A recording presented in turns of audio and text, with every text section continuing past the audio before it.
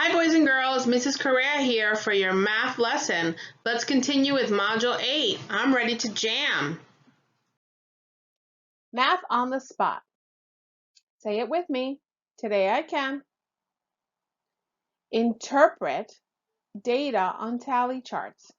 We talked about that word interpret already, and what it means is that when we look at data, when we look at information that's on a chart, and we try to understand it and make sense of it. And today we're going to review a little bit about what that means. So let's interpret tally charts.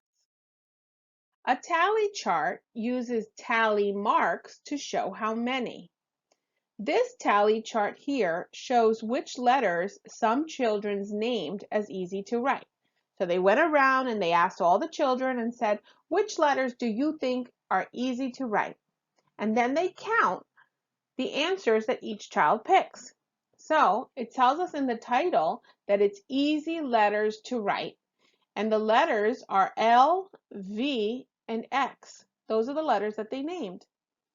Then on the actual tally charts, they make tallies for each kid who answered, and then you write the total. So let's look at that a little bit more closely now.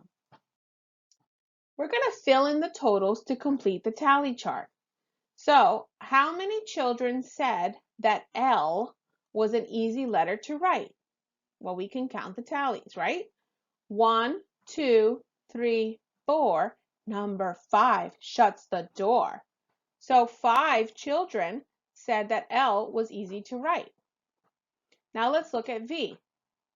1, 2, 3. 3 children said that V is an easy letter to write. Now let's look at X. More children said X, I think. Let's try. 1, 2, 3, 4. Number 5 shuts the door. 6, 7. 7 children think X is an easy letter to write. So right now we have finished the tally chart by putting in all the information. How many children chose the letter X as the easy letter to write?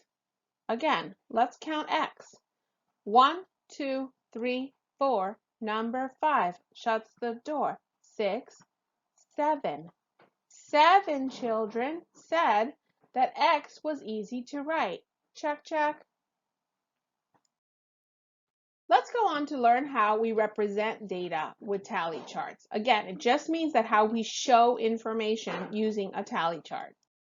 Okay, so now let's take a look at this picture here where we have a lot of different hats. We have fancy hats, baseball hats, and cowboy hats. So the fancy hat, someone already counted and they said that we had, look at the tally marks, 1, 2, 3, 4. 4 fancy hats. Okay, so now let's count the baseball hats. Count with me. 1, 2, 3, 4, 5, 6, 7.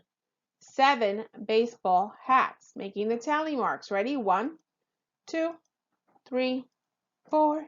Number 5 shuts the door. 6, 7. 7 baseball hats. Super. Let's keep going. Now we're going to count the cowboy hats. We had already the baseball hats were 7, but let's make a tally mark for each cowboy hat. Count with me. 1, 2, 3. 3 cowboy hats. Let's make those tally marks. 1, 2, 3. 3 cowboy hats. So we took information that was in a picture and we put it into a chart.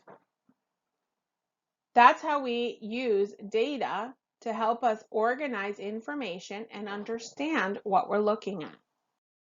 Here's your exit ticket.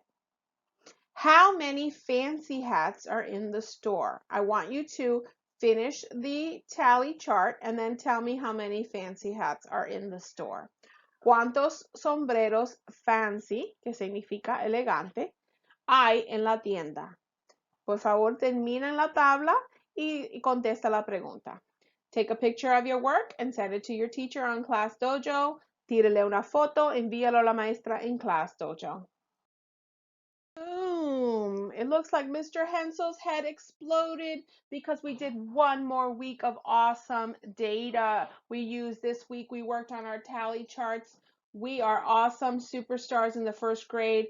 Thank you so much from Miss Kay, Miss McLean, Mr. Hensel, and myself, Miss Correa. Come back next week to watch us for our next math lessons. You guys are rocking it. Great job.